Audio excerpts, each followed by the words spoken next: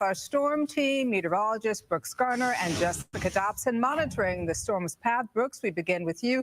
Good morning. What's the very latest? Good morning. So Helene is still a Category 1, but it's undergoing a rapid intensification right now. And by early this afternoon, it is likely to become a major Category 3 hurricane before making landfall this evening and tonight near Tallahassee, representing the first major hurricane landfall directly impacting our state's capital in over a century.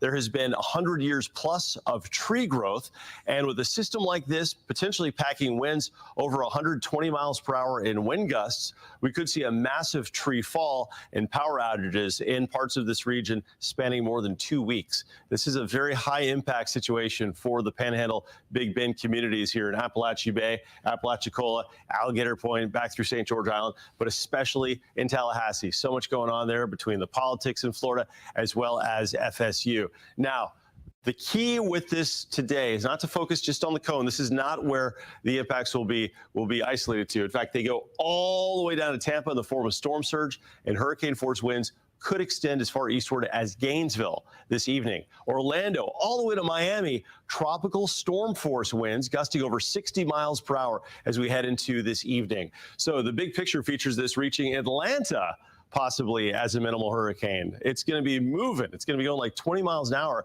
as it heads northward up I-75, and in doing so, producing untold damage for Georgia. That's true. Yeah, look at these hurricane warnings in this hot pink fuchsia coloration from Tallahassee all the way into western Alachua County, western Marion County, from Denellen up through Micanopy, back into Cedar Key and up through Horseshoe Beach, all the way south down through coastal Tampa Bay around Newport Richey. Tropical storm warnings. Look at all the tropical storm warnings here encompassing most of Florida. This is the reason why. There's a huge wind field in yellow, 40 to 60 mile per hour winds extending outwards from the center on the east side, upwards of 400 miles. So that is going to be a huge impact for our region later this afternoon. But for the first half of today, things are going to be just kind of easy breezy.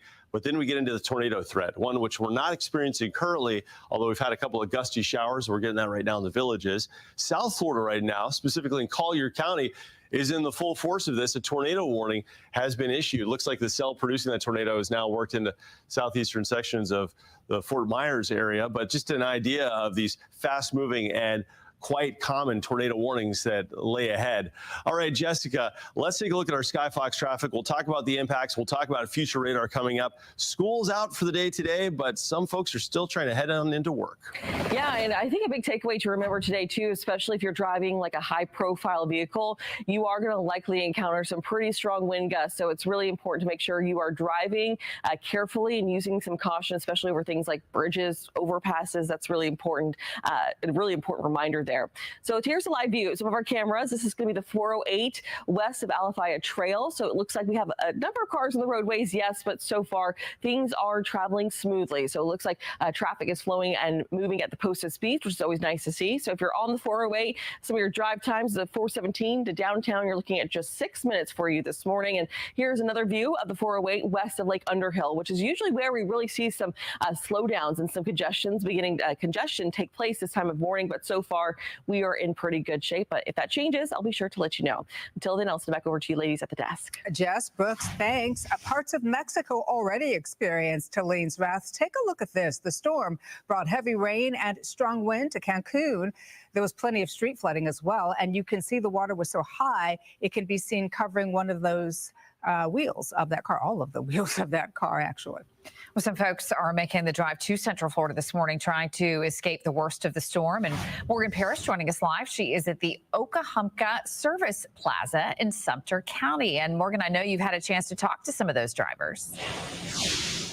Amy, good morning. Yes, so people have been trickling in over the last couple hours. I just met my friend Jason here. Jason, you are fueling up, getting ready for the storm. Yeah, that's right. We were at a conference down in Orlando. We live in Albany, Georgia, so we're trying to get back before the storm because the track's taking it right to us. Yeah, what are you nervous for driving back into that? Well, we're trying to get ahead of it, you know, because it's supposed to be a Category 4 when it hits, and when it gets to us, it's still will probably be a 2 or 3. In South Georgia, we went through Michael a little bit, so we're trying to get back before that and make sure our families are safe. Yeah, have you you dealt with, driving in something like this before, experiencing flooding? No, probably nothing like this. No, I mean, we've had some rain, but right now we're trying to be ahead of it. It's calm. Hopefully we'll get before it gets really, really bad and no really terrible weather, and get home and get buckled in before it comes in.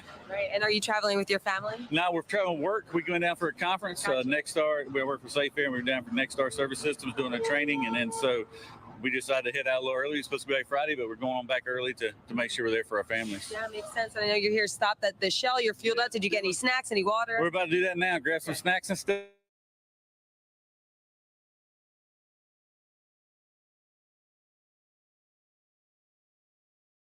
He was coming from Gainesville.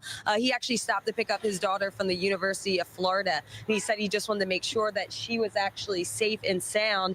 We also spoke with another person who was heading from the Big Bend region and staying with family in Claremont just to ride out that storm. And this is as his home took on damages during Hurricane Idalia last year. So he says he's not taking any chances.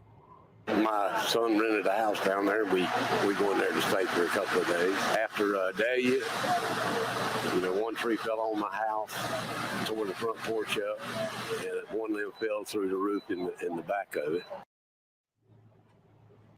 So again, everybody is just being proactive, making sure that they are stocking up on their fuel. Like you just heard Jason said, he's going inside right now just to get some snacks and water. And again, a lot of people are stopping here at this rest stop, making sure that they are ready to go. So we're going to be speaking with some more people, but for now, I'll send it back to you guys in the studio. Always good to be proactive. Morgan, thank you. 6:06, and our live team coverage continues now with Fox 35's Amanda McKenzie. She joins us live from Orange County this morning, where some people are on edge about the possibility of flooding there, Amanda. Yes, that's right. So with tropical storm type conditions expected here in Orange County, some neighborhoods like in Wadeview Park, they've been dealing with ongoing flooding concerns since Labor Day weekend. And you can see the road behind me and what I'm standing on. This is a bunch of dirt from a construction project, and there are probably a couple feet of dirt here. And you can only imagine what this will look like later today when all of the rain moves in. Just going to be a yucky situation. They have been dealing with some flash flooding with the roads here, turning into rivers for the past 3 weeks. Neighbors tell Fox 35 that debris from a construction project on Delaney Avenue is blocking drains that has caused flooding on Esther Street and farther down on Cayley Street. Fox 35 was there at the beginning of September when heavy rain caused the streets to flood and some neighbors had to even evacuate. The McCoy family says rain turned their backyard into a lake and the water was high enough to cover their crawl space entrance. They tell us they're nervous about what a more powerful storm like Hurricane Helene could do. With seeing what happened just a couple of weeks ago with the flooding in the backyard and people having to leave their homes, yes, this hurricane is a concern. That's the thing with hurricanes, you just don't know. Now, as for what the conditions are expected to be like here in the Orlando, Orange County area, we are expecting some heavy rain and strong wind gusts, an estimated 2 to 3 inches of rainfall. However, depending on where you live and if there is a lack of drainage, you could see much higher water levels. Reporting live in Orange County, Amanda McKenzie, Fox 35 News. Amanda, thanks for that. No matter where you live, you can get alerts from our Fox 35 Storm Team weather app. You can also watch us live on Fox Local and fox35orlando.com. And some new video we want to bring you shows the size of Hurricane Helene from space. Take a look at this. This was captured using a GO-16 satellite. You can see the storm moving through the Gulf on a path towards Florida, and it is huge. Looks like it could be large enough to cover the entire state. Yeah, it is massive in size. New this morning, Sunrail is suspending its service due to Hurricane Helene. They're hoping to get back up and running as soon as possible. Friday morning, once crews have checked the tracks for obstructions, they may be good to go. We'll, of course, keep you posted. And school districts in Central Florida, they have canceled classes today because of the storm. Schools in Sumter and Polk County will also be closed tomorrow. The theme parks are also taking action. Disney's Typhoon Lagoon and the mini golf courses are closed today. Mickey's Not So Scary Halloween Party is canceled for tonight, but the Magic Kingdom will be open today. They will have extended hours. And at Universal, Volcano Bay is also closed. And our coverage of Hurricane Helene is just getting started on this Thursday morning. We're on air tracking the storm all the way through its landfall. And right now we're checking in with Fox 35 Storm Team meteorologist Brooks Garner. Hi, Brooks. Good morning, Amy. Good morning, Danielle. Helene, a Category 1, but it's starting to get an eye, and that is going to be the precursor to it strengthening into a major hurricane this afternoon before making landfall in Tallahassee and producing a major tornado threat for our region. We'll talk about when that happens and also how high the winds will get. Yeah, we're still going to get some wind out of this thing, tornadoes aside. Brooks, thank you. And later, the mayor of New York City facing a federal indictment. We're going to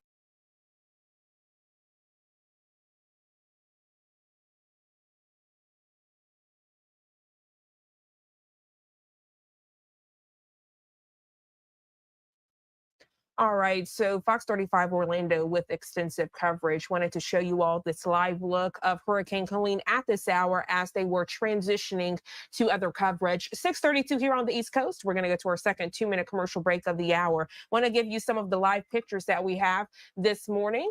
Coming into our live now from Fox Studios. This is a live look at the Tampa skyline. You can see a lot of cloud cover at this hour, and you could even see at some points the camera shaking. There you go, just showing the wind gusts that we are experiencing from Helene. Also giving you a live look out view of Hillsborough Bay in Tampa, Florida as well. Look at those palm trees there waving in the distance. Wind gusts, again, close to almost Category 2 strength. We do continue to monitor Helene as it gains strength this Thursday morning. We'll be right back. Your product might age well, but your business might not, unless you adapt to changing times. Use technology to help you grow. Build a powerful online store with ease. Zero coding, zero transaction fees. Sell on social media and marketplaces. Attract new customers with our built-in advertising tools. Ecwid is one of the easiest and most convenient platforms I've ever seen. Use Ecwid. It works.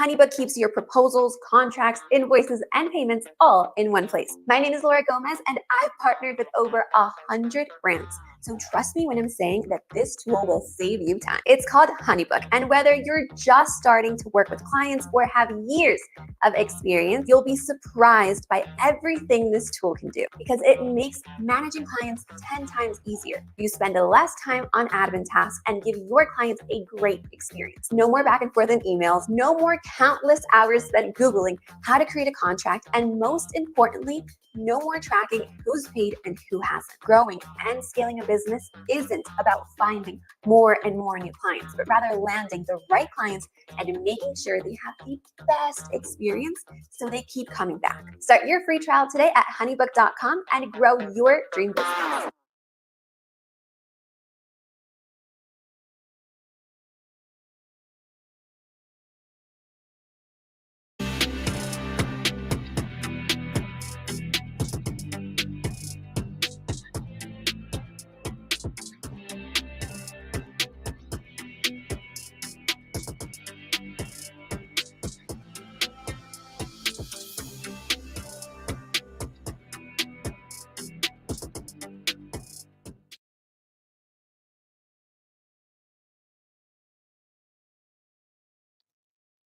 .35 here on the East Coast. Good morning to you. I want to show you all this shot again. Tampa, Florida, view of Hillsborough Bay. And I actually want to continue to show you this shot throughout the morning. Once the sun comes up, you'll get a better view of storm surge we are experiencing at this hour.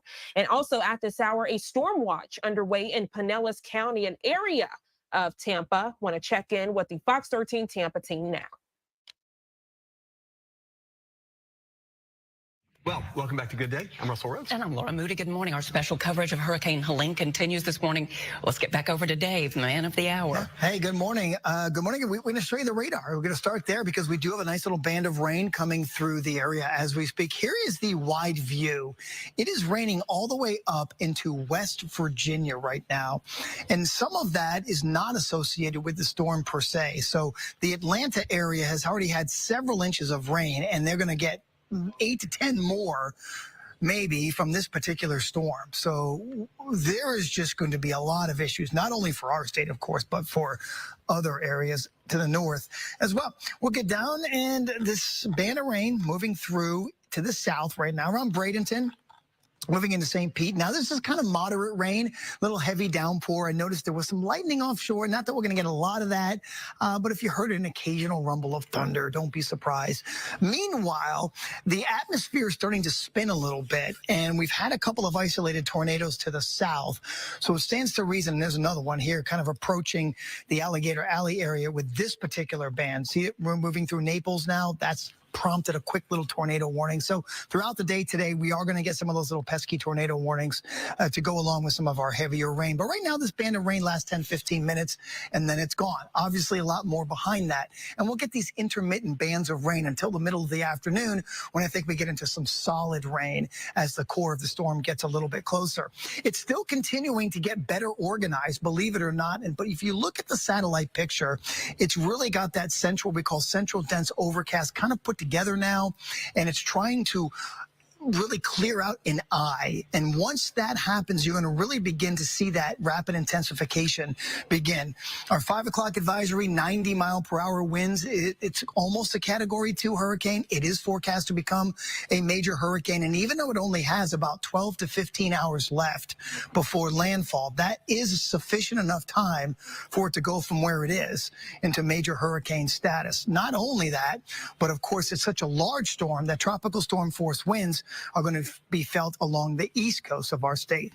The majority of our weather, Russell, Laura, going to be later this afternoon into the evening hours. So we're going to pinpoint this hour by hour for you coming up in a few minutes, okay? Okay, see you then. Thank you. Well, more now on the hurricane preps here in the Bay Area. Yeah, Pinellas County is watching for that storm surge. Fox 13's Craig Patrick is live for us in Gulfport. And Craig, I saw your live shot from the last hour. It looks like water is already rising there. Yeah, there are several inches of water covering the roads near the water, near Boca Ciega Bay in Gulfport. At this point, we've changed position to give you an idea of where that water is coming from. I'm going to have a pivot to the side here. What we have, if you're familiar with the area, this is Shore Boulevard. This is in the vicinity of Williams Pier. And in fact, we see a rush of water moving in from the east, the same direction the wind is blowing into my face, to the east. And I think, wait a minute, wouldn't it be a different direction? Well, it just happens to be the engineering. Because of the way that the pier is built, it creates a bit of a jag in the bay, a man-made jag. And when the water lifts up, it really has nowhere else to go but to sort of pour like a big spigot's been opened right next to the pier. And this is where water is now flowing from the bay into the streets of Gulfport. And you're saying, wait a minute, I thought the storm surge was supposed to arrive later this afternoon. It is. This is not the storm surge. This is just the approach of the morning high tide. The high tide is due to come in, well, here in Gulfport. It'll vary from place to place. Here in Gulfport at 7:09 a.m. So we're, about 35, 40 minutes away from that. And this is the run up to the first high tide. Well, the good news is the flooding that we're seeing in the streets of Gulfport right now, we expect that to recede. How much remains to be seen, because to what extent it can, with all the rain that we've had and the way that the systems have already been inundated. That's an open question, but we do expect it to recede, and we're not anticipating any significant problems besides the fact that the roads happen to be flooded for now. But this is kind of a canary in the coal mine for what's coming later in the day, because the more significant storms and, of course, the surge and the wind, that's due to arrive later this afternoon. You know what is also due to arrive later this afternoon? Oh, the second high tide. So if you're seeing this at 7:09 a.m., consider what you would likely be seeing when the next high tide rolls through at around 4:30 this afternoon in this same area, when the most intense surge could be arriving at that same particular time. And that is one of the many reasons why there has been a mandatory evacuation for people living in flood zones, Zone A, and mobile homes, and certainly that goes for this part of Gulfport. Having said that, these are only the roads at this time in the vicinity of the bay that have flooded. If you live farther inland, you will be facing the likelihood in this area, unfortunately, of flooding as well, but there's still time to get out. There are 6 shelters in the county that you can go to if you don't have another place to go. Another place to go would be optimal. Maybe a shelter would be your last resort, but among the shelters that are available, you have Gibbs High School, which is accepting pets. You have John Hopkins for people with special needs, and of course 4 others as well. So there are shelter options. People should already have evacuated, but it's not too late to leave if at this point, for most people, if you don't live immediately along the water in Gulfport. And I want to show this video to give you some perspective of the potential that we're looking at perhaps later today. Let's hope not. But by all expectations, going back to what happened just a couple of weeks ago when Debbie rolled through, we saw a lot of damage in Gulfport, specifically with boats that rolled through and into the streets. There were more than 20 boats, a combination of dinghies and sailboats that broke loose, many of them significantly damaged. The city has been dealing with that now for a couple of weeks, and now the onset of this. Let's hope that while no good came of what happened with Debbie or Idalia last year, that at least that may give people some wisdom in terms of how to prepare if they've already prepared for it at this point, and maybe what to do if they have not, Laura, already evacuated. Yeah, these folks know what they're doing too. I mean, you think about O'Matty's and all those businesses along there. This is not the first time they've been through it. They do know what they're doing, and you're right. There's some cautionary tales and some lessons learned. Absolutely. And we've seen a lot of sandbagging all along Gulfports. The merchants absolutely have been through this exercise a time or two before. They understand the damage, at least from what we're seeing, most of them. All right, Craig Patrick, live for us this morning in Gulfport. Craig, thank you. All right, to this now, the city of Sarasota is saying that they may shut water off today to St. Armand's, Lido Beach, Siesta Key, and Casey Key. That's to protect the city's infrastructure from storm surge. Residents in coastal communities from Manatee to Sarasota County spent Wednesday preparing for Helene. Businesses boarded up windows. A lot of people placed sandbags out front. There was also a lot of teamwork with employees of other stores helping one another, and the residents too. And our northern counties continue to brace for Hurricane Helene since they could see some of the strongest effects from this. Let's get to Charlie Belcher, who is live for us in Pasco County this morning. Charlie, good morning. Good day to you, Laura and Russell. I am at the Pasco County Emergency Operations Center. They have activated. You can see here inside this room representatives from all sorts of different agencies throughout Pasco County, emergency management agencies, utilities, all staying on the same page, all making sure all of whatever information, whatever's happening anywhere in the county will flow through this room, and they'll be able to get help where it's needed and advise people on what to do next. And really, I mean, the big message is right now, you're gonna hear us say this all morning long from whatever county we happen to be talking from. So talking to my Pasco County folks right now, if you are in Zone A, you should evacuate. We caught up with Pasco County Administrator Mike Carbala, and his message is get out now. Listen, if you're in Zone A, you really need to get out now. You know, the storm surge associated with the storm is some of the most dangerous that we've seen. In fact, the calls that we're getting from the Weather Service is showing a lot of confidence in levels up to, if not over 10 feet of storm surge. I'm 6 feet. So, I mean, that's another 4 feet over my head.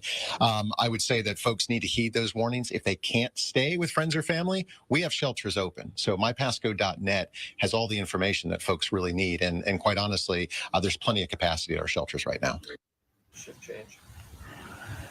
That is a great resource, mypasco.net, mypasco.net. And look, let's be honest, it's 6:41 a.m. the day the storm is going to hit. People in Zone A have made their decisions by now, most likely those who are choosing to stay and ride it out, and those who say, look, we got to get to higher ground. I will tell you that sandbag locations in Pasco County will be closing at 8 a.m. this morning. So if you have waited till this morning to make your decision and you do want to sandbag up and get out, you need to get on it right now, because the sandbag locations will shut down at 8 a.m. this morning throughout Pasco County. They really want you to go to a friend's house, go to some family that is further inland. You're still going to go through major hurricane type conditions today, wherever we are, in most of the state of Florida. So, but still, if you move into Dade City, you go stay somebody over on the other side of the county even, you're still going to go through wind and rain, but it's the flooding. It's the flooding that is so concerning in this storm surge. If you just have nowhere else to go, the shelters are open. As Mr. Cabral said, Sun Lake High School, 5A High School, River Ridge Middle and High School, Wiregrass Ranch High School, Centennial Middle School, and Fasano Hurricane Shelter. The Fasano Hurricane Shelter is special needs only, but all of those other shelters open right now. And you can, if that's your only choice, they're not, they do their best, but that's really not, you're not going to be as comfortable there as if you would be if you could go to friends and family. And for those of you deciding to ride it out, just know that then as winds get 39 miles an hour or above sustained, EMS will shut down. They're not going to be able to get to you. And last year with Hurricane Idalia, I started my day right here at the Emergency Operations Center. We ended up racing over to Hudson Beach area where there was some massive flooding, some house fires because water got with electrical. If you are leaving your home, shut off your power to your home in case the floodwaters do get in. And Russell, something else that Sheriff Nocco mentioned, and I never really thought about this, but this is good advice for everybody in the state of Florida. If you have friends and family up north and they're worried about you, let them know you're okay every once in a while. Point. Send them a text and go, hey, I'm okay, everything's good. Because people from up north who are worried, and especially with the elderly, right? Kids are up north, their parents are down here, they get worried. So they call the sheriff's office and say, I haven't heard from mom. Right. I'm worried about her. Can you go check on her? Well, they can't spend all day today running around checking on people and making sure they're okay. So folks, text your kids up north, and kids, text your parents or whatever, text your friends and family, or call them and let them know how you're doing. Yeah. Because the sheriff's office has more important things, and they are staged throughout the county already. They're prepared as they can be, but they know this flooding could be scary. Right. So great advice there from Charlie Belcher out there in Pasco County. But I want to get back to Pinellas County, giving you a live look here at 6:48 on the East Coast out in St. Petersburg, Florida. And you can see the camera whipping back and forth at this hour, just further showing those wind gusts. But getting back to what Charlie was saying about connecting with your loved ones who might be worried about you during this storm, we're actually going to check in with Dr. Carol Lieberman after this third 2-minute commercial break of the hour to understand the fear that surrounds the unknown of Hurricane Helene. Also, what you need to do to give you some peace of mind as we are working to keep you safe and informed right here on Live Now from Fox. We'll be right back.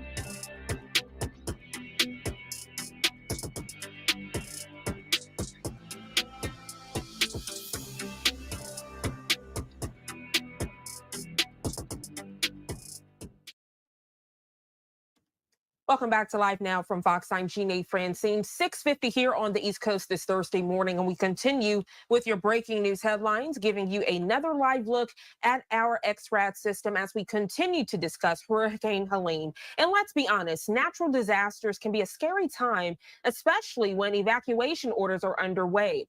At this hour, 4 states have declared a state of emergency due to the impact and unknown of Hurricane Helene. Joining us live this morning to further discuss the fear surrounding Helene is Dr. Carol Lieberman, forensic psychiatrist, also known as America's psychiatrist. Good morning to you, Dr. Lieberman. Thank you for joining us. Good morning. Thank you. So we know, as we just heard with that previous hit with Fox 13 Tampa, if you live in the Sunshine State or surrounding states, maybe you're on edge this morning because you don't know what will happen, the worst that will happen. But there are also loved ones in other states this morning who are worried about their family members that live in the state of Florida and surrounding areas. Could you put all of this into perspective for us, please? Sure. Well, it's reasonable to have some fear, as you see that we feel like sitting ducks, right? We hear that this storm, the hurricane is getting closer and closer. And of course, it's a question of should we go, should we stay? And, it's hard to pick up and go. You want to stay in your cozy little house, but, if it's been declared, if you have a warning to go, you obviously should. Beyond the normal fear, and what it is a fear of hurricanes and tornadoes. For hurricanes, what it is a fear of the rain, which of course becomes flood. So we're afraid of being swallowed up by these floods. And then there's the wind, and we're afraid of being blown away essentially by the wind. We can't control Mother Nature, and so that's how it becomes incredibly scary.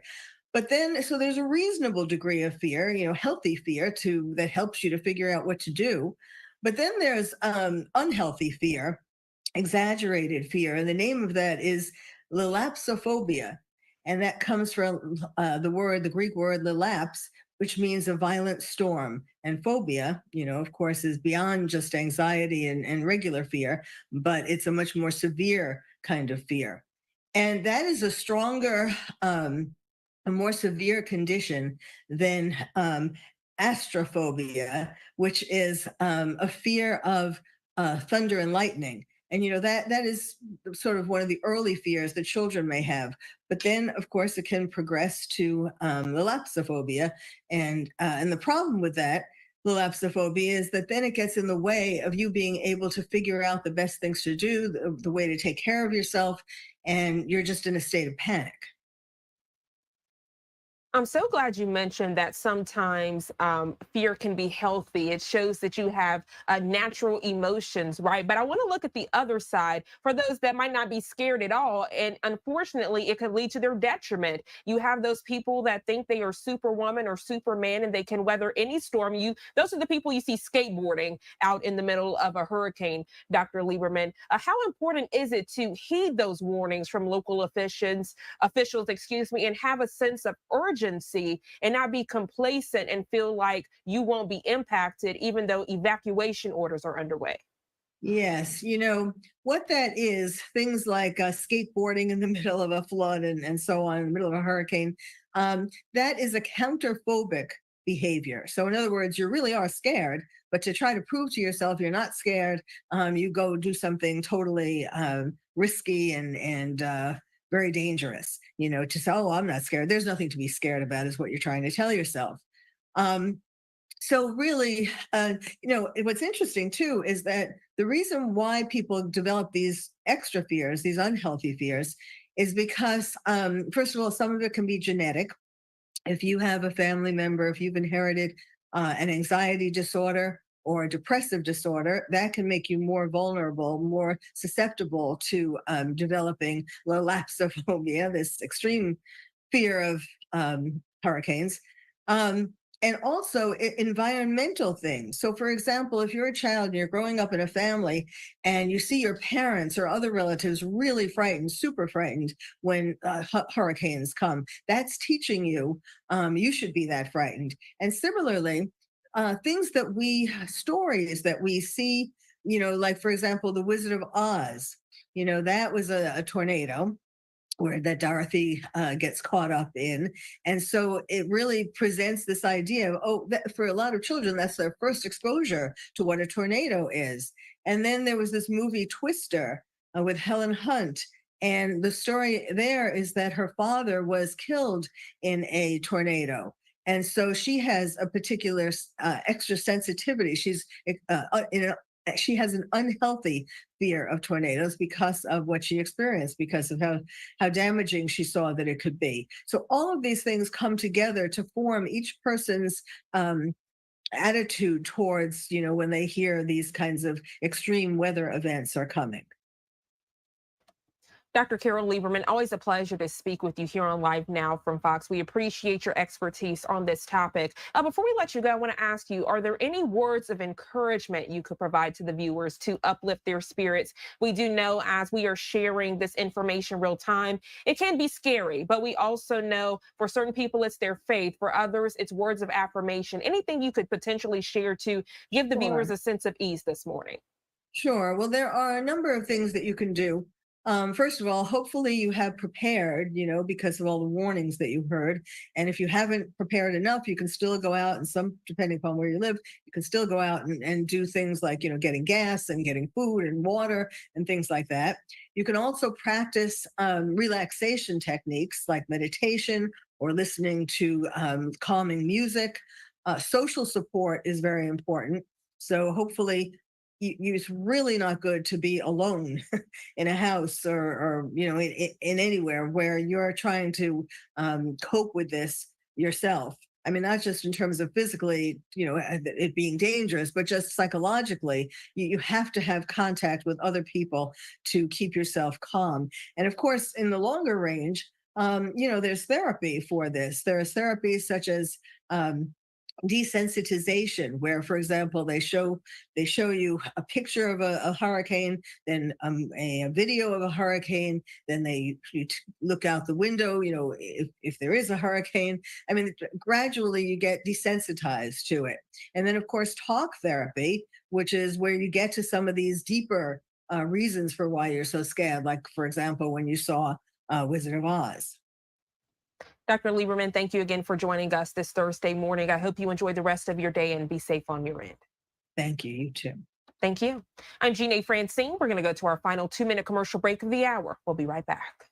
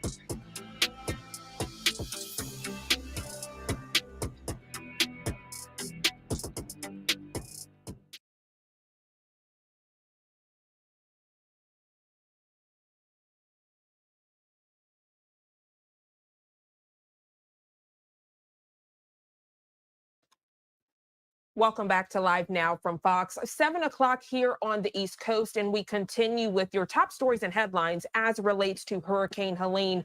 As you all probably already know, during the event of disasters, the American Red Cross, they make it their duty to be on site and provide aid and relief. Specifically with Hurricane Helene, several members from around the U.S. have already deployed to lend a helping hand. Joining us live this morning to share their latest efforts is Evan Peterson, national spokesperson for the American Red Cross. Evan, good morning to you. Thank you so much for joining us. Thank you for bringing to light this very important topic. We know the storm is on a lot of people's minds, and we want to do what we can to make sure everyone's prepared and ready for it. Absolutely. We've been listening in and speaking with officials such as yourself, and it seems like everyone has that same proactive approach. Heed the warnings. Do not wait until the last minute and have a plan. Obviously, this isn't your first rodeo. This is not the first time you have come in contact with hurricane disasters. Could you provide some perspective, please? Yeah, so right now, the big thing we are focusing on is where is this storm going to go? What's it going to look like when it arrives on people's doorsteps? And then ultimately, how is it going to impact those people? And what is we as an organization can do to help them? Right now, we have about 360 disaster responders mobilized and ready to go where they're needed. Obviously, when the storm's overhead, we're just like you. We are listening to those emergency officials. If they say, stay inside, shelter in place, we're going to abide by that. We want to make sure our teams are safe too. But for people that are in the path of this thing, a couple things you want to keep in mind. If it's already too late and that shelter in place order has already been given, make sure your weather radio is on. And if you don't have that weather radio, you can download our free emergency app on Android and Apple devices. Just go to the App Store, type in American Red Cross. A bunch of information is there about the warnings that are in your area, about what you can do to start keeping yourself safe and well while sheltering. And then if you need to evacuate, there's information related to shelters on there too. So we want to make sure people have that information, but also if you need to get out of town, make sure you have the supplies to do so, because you may not be able to return home for quite a while. Evan, so many great points you're mentioning, but I want to highlight the fact that many of these members with the American Red Cross, they have families that they want to get back to, loved ones they want to get back to safely. And this is truly a selfless act. They are putting their lives in harm's danger, if we're being honest, to provide this aid and relief. What are some of the words of comfort you could provide to their family members? Because I know a lot of time we focus on those impacted directly by the storm, but when you have community partners and I want to say, good Samaritans that are lending a helping hand, they also are impacted.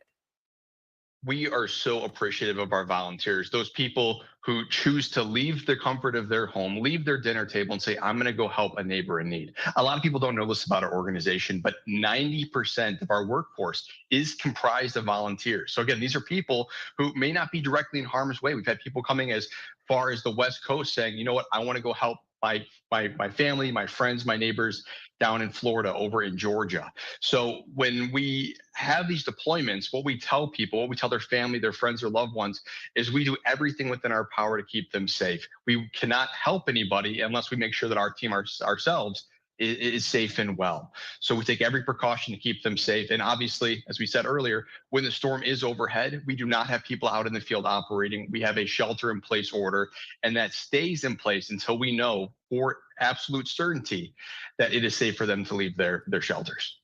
Evan, I know at the beginning of this interview, I mentioned that this isn't your first storm system that you've encountered being with the American Red Cross. I know you're a storyteller and you like to paint that picture for the viewers. I was going to ask you, is there a time in your career that you think back on when we are discussing these catastrophic events where you saw it in real time and you were like, wow, this is why we do the work we do? I've been really fortunate in my position to travel all over the country and talk with people who, for some, are having the worst day of their lives. I was over in Maui for the wildfires. I was in Florida for another big hurricane, Ian, a couple years ago.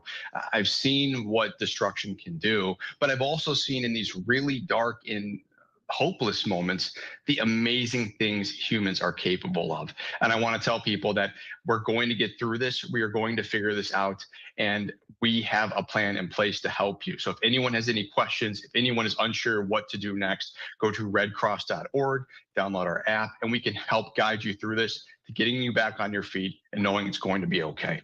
I love how you said we will get through this, because truly it's a community effort. I mean, right here on Live Now, us sharing this interview in real time with the viewers, you putting boots on the ground, doing that legwork. Before we go, I want to ask you, as I mentioned, it does take a community, right? And there are people, maybe they can't travel with the American Red Cross, but maybe they can provide some bottles of water. Maybe they can give some cleaning supplies. What can people do to help you all aid in this effort? One of the things we did ahead of the storm making landfall is not only did we mobilize a bunch of resources, ready to eat meals, snacks, blankets, disaster response supplies, but also blood products. I would tell people that if people want to contribute to our mission, go to redcross.org. There's a bunch of information about how to get involved with our organization. As I said, 90% of our workforce is comprised of volunteers. If you want to become a volunteer and help on big operations like this, or help with the small home fires, which are a major disaster to one individual or one family in your local community, you can sign up to do so there. We're also making a blood appointment. Again, it takes about a month or so for blood to be processed before we can send it off to people in need. So making those appointments, signing up, becoming a volunteer, and just going to redcross.org and learning more about our organization would be a tremendous help right now. Evan Peterson, a pleasure to speak with you bright and early here on Live Now from Fox. We appreciate the work you are doing. And of course, we are praying that you and your colleagues, your comrades that are working diligently with the American Red Cross, we are praying that you all are safe during your time of relief. Thank you so much for joining us. I hope you have a safe rest of your day. Thank you. Be safe and be well. Thank you so much. And giving you another live look at our XRAD system, putting the storm into perspective for you, as Evan so eloquently put it. This is not the time to take this system lightly. By the time it lands, it's too late to come up with a plan. Now is the time to heed the warnings of officials if you are in an evacuation area. One of those areas that will be heavily hit from this storm is the Tampa area, giving you a live look there. Tampa, Florida, view of Hillsborough Bay. The sun's starting to come up, and you can see water droplets there on your screen, just showing that remnants of Hurricane Helene already underway. You can even see the leaves of the palm trees there blowing on your screen. So storm surge, wind gusts also top of mind with the storm as well. As we work to keep you informed right now, we want to check in with our content partners over at Fox 13 Tampa for their team coverage.